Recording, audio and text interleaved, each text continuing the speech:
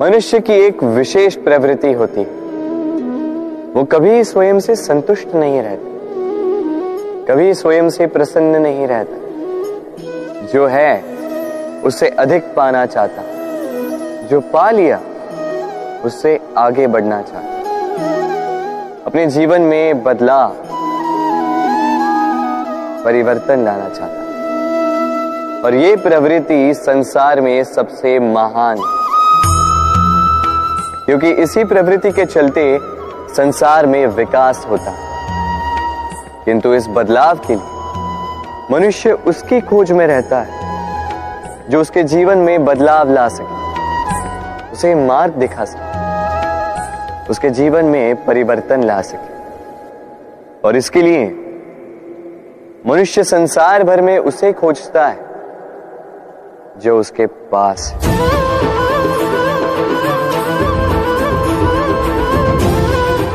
बताइए कौन? यदि कोई आपका जीवन बदल सकता है तो दर्पण देखिए। वो आप स्वयं है जो आपका जीवन बदल सकते हैं। वो आप स्वयं है जो स्वयं को मार्ग दिखा सकते हैं, जीवन में बदलाव ला सकते हैं, परिवर्तन ला सकते हैं। इसलिए पहचानिए अपनी भीतर की शक्ति को और विश्वास कीजिए कि इस संसार में आपसे अधिक शक्तिशाली और कोई नहीं। जीवन बदल जाएगा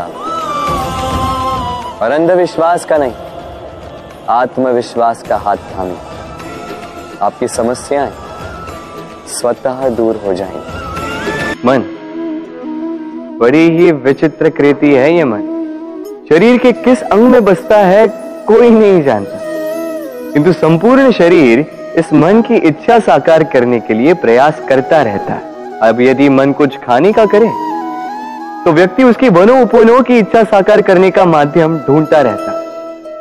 अब यदि मन किसी को शत्रु समझ ले तो व्यक्ति उसे नष्ट करने का हर संभव प्रयास करता है। अब यदि मन किसी से प्रेम करे तो उसकी प्रसन्नता के लिए हर सीमा लांघने के लिए सज्ज रहता है। परंतु जीवन सुखद हो इसके लिए आवश्यक है कि मन खाली हो। इस बांसुरी की भांति भीतर कुछ भी नहीं, न राग है न द्वेष, तब भी तार छेड़ने पर स्वर निकलता है। इसी प्रकार मन को भी भावनाओं से मुक्त रखना आवश्यक है। स्मरण रखिए, मन में कुछ भर के जियोगे तो मन भर के जी नहीं पाओगे। भूल और मनुष्य, इन दोनों का संबंध कुछ वैसा है जैसा पंख और चिड़िया का, जैसा धारा और नदिया का। यदि भूल मनुष्य के स्वभाव का इतना महत्वपूर्ण अंग है तो आप सोचिए, इस पर लज्जा क्यों? इस पर लज्जा करना ठीक है ही नहीं। वैसे देखा जाए तो भूल हमें स्वयं को और श्रेष्ठ बनाने का अवसर देती है, पहले से अच्छा प्रदर्शन करने की प्रेरणा देती है। अब कदाचित आप में से कुछ इस बात से सहमत नहीं हो, क्योंकि बहुतों की दृष्टि में भूल दोष को जन्म देती, दोष अपराध को, और अपराध के लिए क्षमा नहीं दंड मिलना चाहिए। किंतु क्या आपने कभी सोचा है कि ऐसा क्यों होता है? क्या कारण है इसका? इसका कारण है भूल स्वीकार करने से बचना। यदि आप कोई भूल करोगे और उसे स्वीकारोगे नहीं तो वो भूल दोष में बदल जाएगी और वो दोष अपराध। तो साहस रखिए, अपनी भूल को स्वीकार करना अपनी भूल को सुधारने की दिशा में सबसे पहला कदम होता है। और स्मरण रखिएगा, यदि कुछ अपराध है तो वो है समय पे अपनी भूल ना स्वीकार। हमारा शरीर प्रकृति की सर्वोत्तम रचना है।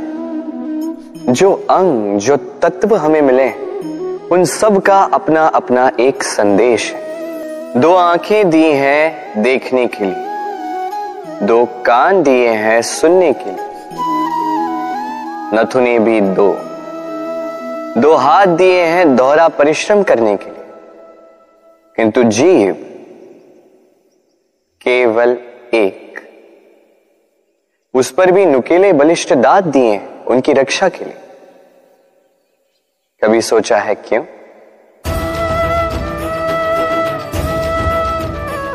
क्योंकि शब्द और शब्दों का उपयोग मनुष्य का सबसे बड़ा शस्त्र है, जिसका उपयोग जितना सोच समझकर किया जाए मनुष्य जीवन में उतना ही ऊपर उठता है।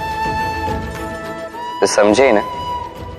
देखो, सुनो, समझो अधिक, बोलो कम। मनुष्य का स्वभाव है कमाना, संग्रह करना, फिर चाहे वो धन हो, नाते हो, संबंध हो या हो प्रसन्नता।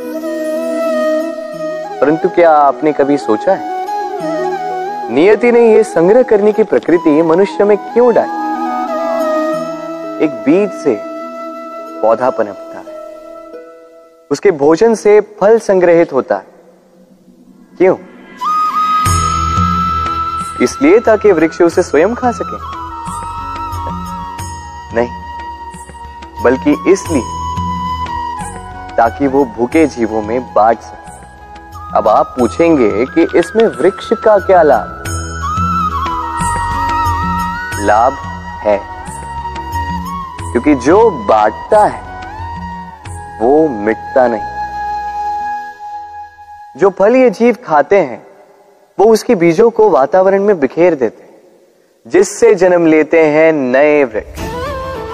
उसकी जाति, उसका गुण, उसकी मिठास अमर हो जाती है। इसलिए स्मरण रखिएगा, अमीर होने के लिए एक एक क्षण संग्रह करना पड़ता है, किंतु अमर बनने के लिए एक एक कण बांटना पड़ता है। कभी बरगद के वृक्ष को देखा है? कितना विशाल होता है।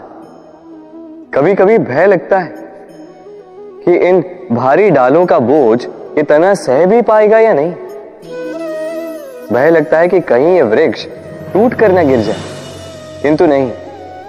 समय पड़ने पर शाखाओं से निकलने वाली ये बेलें धरती की ओर बढ़ती और फिर स्वयं जड़ बनकर इस वृक्ष को सहारा देती।